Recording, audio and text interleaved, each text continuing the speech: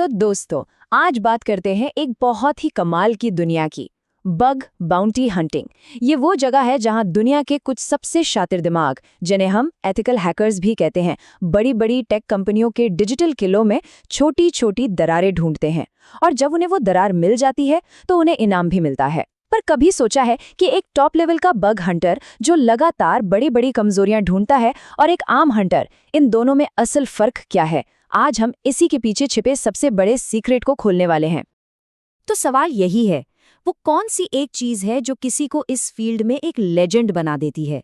अब देखिए, ज्यादातर लोग सोचते हैं कि शायद ये कोई बहुत महंगा सीक्रेट हैकिंग टूल होगा, या फिर शायद सालों का कोडिंग एक्सपीरियंस। कुछ तो ये भी सोचते हैं कि ये बस किस्मत का खेल है।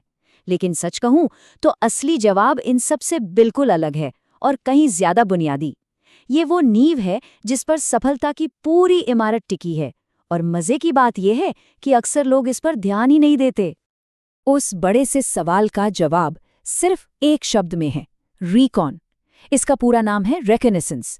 जी हाँ, यही वो सीक्रेट सॉस है। ये किसी भी हैकिंग मिशन का सबसे पहला और यकीनन सबसे जरूरी कदम है। लेकिन इसे सिर्फ एक टेक्निकल प्रोसेस मत समझेगा। असल में ये डिजिटल जासूसी की एक कला है, एक आर्ट है, जहां आप अपने टारगेट को खुद उससे बेहतर जानने की कोशिश करते हैं। तो रिकॉन का असली मतलब क्या है? चलिए इसको ऐसे समझते हैं। मान लीजिए कि आप एक पुराने खोए हुए शहर में कोई छिपा खजाना ढूंढ रहे हैं। तो क्या आप बस कहीं भी फावड़ा लेकर खुदाई शुरू कर देंगे? नहीं, बिल्कुल नहीं। आप सबसे पहले उस शहर का नक्शा ढूंढेंगे, पुरानी किताबें पढ़ेंगे, ये समझने की कोशिश करेंगे कि शहर की बनावट कैसी थी, कौन सी इमारतें कहाँ थीं। रिकॉन भी बिल्कुल यही है।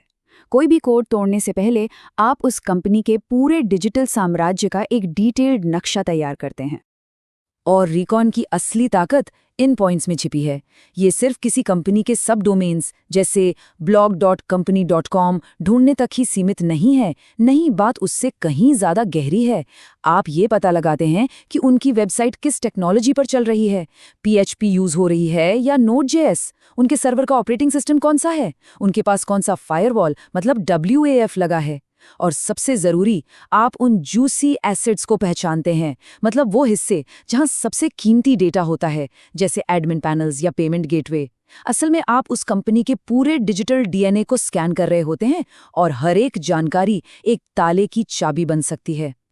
तो ठीक है, अब हम ये तो समझ गए कि रिकॉन कितना जरूरी है, पर सवाल ये है कि इसे करते कैसे हैं? इसके दो मेन तरीके हैं, पैसिव और एक्टिव। इसे समझने के लिए एक जासूस वाला उदाहरण लेते हैं। एक जासूस किसी केस पर काम करते हुए दूर बैठकर पब्लिक रिकॉर्ड से, अखबारों से चुपचाप जानकारी निकाल सकता है, बिना किसी को भनक लगे। या फिर वो सीधे मौके पर जाकर लोगों से पूछताछ कर सकता है। बग हंटिंग में भी जांच की ये दो अलग अलग स्टाइल हैं। पैसिव रिकॉन में आप एक तरह से भूत बन जाते हैं। आप पूरी तरह से चुपके से काम करते हैं। आप उन सोर्सेस से जानकारी इकट्ठा करते हैं जो पहले से ही पब्लिक डोमेन में हैं, जैसे इंटरनेट आर्काइव्स, सोशल मीडिया या शोडन जैसे सर्च इंजन। इसमें टारगेट को कभी पता नहीं चलता कि कोई उनकी जासूसी कर रहा है। ये काफ़ी सेफ है, पर हो सकता है जानकारी थोड़ी पुरानी हो। दूसरी तरफ है एक्टिव रिकॉन, जहां आप सीधे टारगेट के सिस्टम से बात करते हैं। आप उनके सर्वर को पिंग भेजते हैं, पोर्ट स्कैन करते हैं, ये देखने के लिए कि कौन सी सर्विसेज चल रही हैं। इससे आपको एकदम ताज़ा और सटीक जानकारी मिलती है, लेकिन इसमें एक रिस्क है। आप अपने डिजिटल निशान पीछे छोड़ जाते हैं और पकड़े जा सकते हैं। और इस डिजिटल जासूसी के लिए हंटर्स के पास अपने कुछ खास हथियार यानी टूल्स भी होते हैं। पैसिव रिकॉन के लिए CRT.sh जैसे टूल्स हैं, जो SSL सर्टिफिकेट्स के पब्लिक रिकॉर्ड से सब डोमेन ढूंढ निकालते हैं। या फिर शोडान, जो एक तरह से इंटरनेट से जुड़े डिवाइसेस का गूगल है। एक्टिव रिकॉन के लिए सब फाइंडर जैसे टूल हैं, जो बहुत तेजी से सब डोमेन की लिस्ट बना देते हैं। और न्यूक्लियाई जैसा स्कैनर है, जो हजारों जानी मानी कमजोरियों के लिए अपने आप टारगेट को स्कैन करता है। एक स्मार्ट हंटर जानता है कि कब कौन सा हथियार चलाना है। अच्छा, यहाँ तक सब ठीक है, पर मन में एक सवाल जरूर आ रहा होगा कि भाई, हम इस शुरुआती जानकारी इकट्ठा करने वाले स्टेप पर इतना फोकस क्यों कर रहे हैं? असली मजा तो हैकिंग में है, कोड तोड़ने में है, कमजोरियों का फायदा उठाने में है, राइट? तो फिर ये तैयारी वाला स्टेप इतना जरूरी क्यों है कि इसे गेम चेंजर कहा जा रहा है? इसका जवाब इस एक नंबर में छिपा है, 80%। जी हाँ, 80%। इसे बस एक पल के लिए देखिए और सोचिए। ये कोई छोटा-मोटा आंकड़ा नहीं है। ये इस बात का सबूत है कि ज्यादातर सफलता पर्दे के पीछे की गई मेहनत का नतीजा होती है। सबसे बड़े, सबसे खतरनाक और सबसे कीमती बग्स वो किस्मत या तुक्के से नहीं मिलते। वो उस 80% समय का नतीजा होते हैं जो एक हंटर ने गहरी और मेथोडिकल रिकॉन करने में लगाया है। आपकी रिकॉन जितनी ज्यादा डिटेल्ड और गहरी होगी, आपके एक बड़ी कमजोरी खोजने के चांसेस उतने ही बढ़ जाएंगे। ये ठीक वैसा ही है जैसे एक माहिर मछुआरा जानता है कि बड़ी मछली कहाँ मिलेगी, क्योंकि उसने पानी, मौसम और उस इलाके को समझने में अपना टाइम लगाया है। तो अब जब हम रिकॉन का क्यों समझ गए हैं, तो चलिए अब इसके क्या पर फोकस करते हैं। जब हम रिकॉन करते हैं तो हमारा असली मकसद क्या होता है? हम असल में हासिल क्या करना चाहते हैं? एक बेहतरीन रिकॉन ऑपरेशन के 3 मेन पिलर्स यानी स्तंभ होते हैं जो उसकी सफलता की गारंटी देते हैं। पहला पिलर है कवरेज। इसका सीधा सा मतलब है कि टारगेट का बिल्कुल कुछ भी छूटना नहीं चाहिए। हर एक सब डोमेन, हर एक सर्वर, हर मोबाइल ऐप। दूसरा है प्राथमिकता यानी प्रायोरिटाइजेशन। क्योंकि एक बड़ी कंपनी के हजारों डिजिटल एसेट्स हो सकते हैं और हर चीज बराबर जरूरी नहीं होती।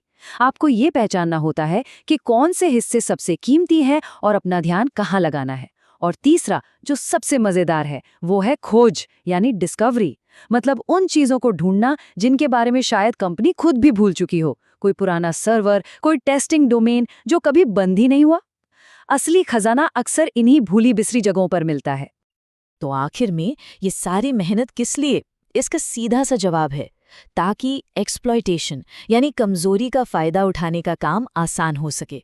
जब आपके पास टारगेट का पूरा नक्शा होता है, जब आप जानते हैं कि कौन सा दरवाजा कमजोर है, कौन सी खिड़की खुली रह गई है, तो आपको अंधेरे में तीर नहीं चलाना पड़ता।